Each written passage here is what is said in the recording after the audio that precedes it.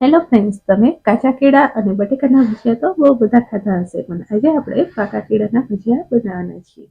તો અહીંયા આપણે કેળા લઈ લીધા છે અને 1 કપ આપણે ચણાનો લોટ લીધો છે. તો એને સરસ મજાનો આપણે ચાળી લેશું. તો લોટ આપણો સરસ મજાનો ચડાઈ ગયો છે.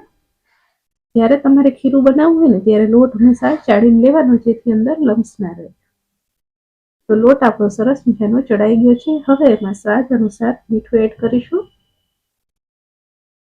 ચપટીક આપણે હળદર એડ કરીશું. કાશ્મીરી લાલ મરચું થોડું એડ કરીશું. થોડો આપણે ગરમ મસાલો એડ કરીશું, અડધી ચમચી, અને ચપટીક આપણે હિંગ એડ કરીશું, અને અડધી ચમચી આપણે અજમો એડ કરીશું. અને હવે આ બધી વસ્તુને સરસ મજાની મિક્સ કરી લેશું. જ્યાં સુધી સરસ મિક્સ ના થઈ જાય ત્યાં સુધી આવી રીતના આપણે કરવાનું, કેમ કે અમુક જગ્યાએ મસાલો પડ્યો રહેશે ને તો એકદમ મોઢામાં મસાલો આવશે. તો એકદમ સરસ મિક્સ કરી લેવાનું, અને પછી સૌથી પહેલા થોડું પાણી એડ કરવાનું અને વિસ્કરની મદદથી આપણે મિક્સ કરી લેવાનું. અને ફરી પાછું આપણે થોડું પાણી એડ કરીશું. તો જ્યાં સુધી બધો લોટ ભેગો ના થઈ જાય પાણીમાં ત્યાં સુધી આપણે થોડું જ પાણી એડ કરીને મિક્સ કરવાનું. તો તમે જોઈ શકો છો કે સરસ મજાનો લોટ આપણો મિક્સ થઈ ગયો છે. હવે આપણે એમાં થોડું પાણી એડ કરીશું. તો હવે તમે થોડું જાજુ એડ કરી શકો છો, જેથી તમારું ખીરું છે ને એકદમ મસ્ત બનશે. તમે જોઈ શકો છો કે જરા પણ એક પણ લમ્સ નથી પડ્યો અને સરસ મજાનું ખીરું બનીને આપણું તૈયાર થઈ ગયું છે. તો આવી કન્સિસ્ટન્સી આપણે રાખવાની. હવે આપણે એમાં થોડા દાણા એડ કરી દઈશું અને મિક્સ કરી લઈશું.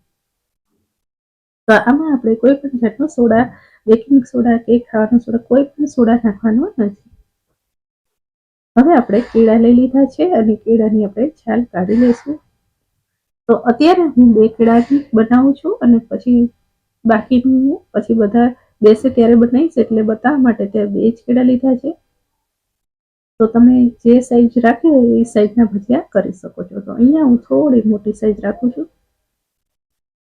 તો સરસ મજાના આપણા કટકા થઈ ગયા છે કેળાના. હવે આપણે એને સાઈડમાં મૂકીશું અને તેલ ગરમ કરવા મૂકી દઈશું. તો તેલ આપણું ગરમ થઈ ગયું છે. હવે આપણે બધા કેળાને ખીરામાં મિક્સ કરી દઈશું, અને આવી રીતના ચમચીની મદદથી એને કેળામાં આપણે સરસ મજાનું બેટર કોટ કરી લેશું, અને એને ગરમ ગરમ તેલમાં એડ કરી દઈશું. જ્યારે તમે કેળા એડ કરવાના હોય ને ત્યારે ફ્લેમ એકદમ મીડિયમ કરી દેવાની, અને બધા એડ કરી દો એટલે ધીમી કરી દેવાની. ધીમી આંચે આપણે એને થોડા ગોલ્ડન બ્રાઉન થાય ત્યાં સુધી તળશું. તો આપણે એને ફેરવી લઈશું. તો સરસ મજાના આપણા 2 મિનિટમાં કેળાના ભજીયા બનીને તૈયાર છે. આપણે એને સર્વ કરી લઈશું.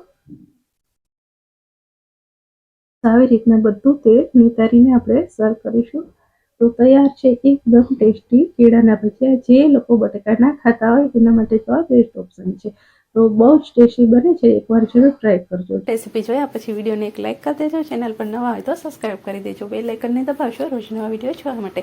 તો ફરી મળશું એક નવી રેસીપી સાથે નેક્સ્ટ વિડીયોમાં.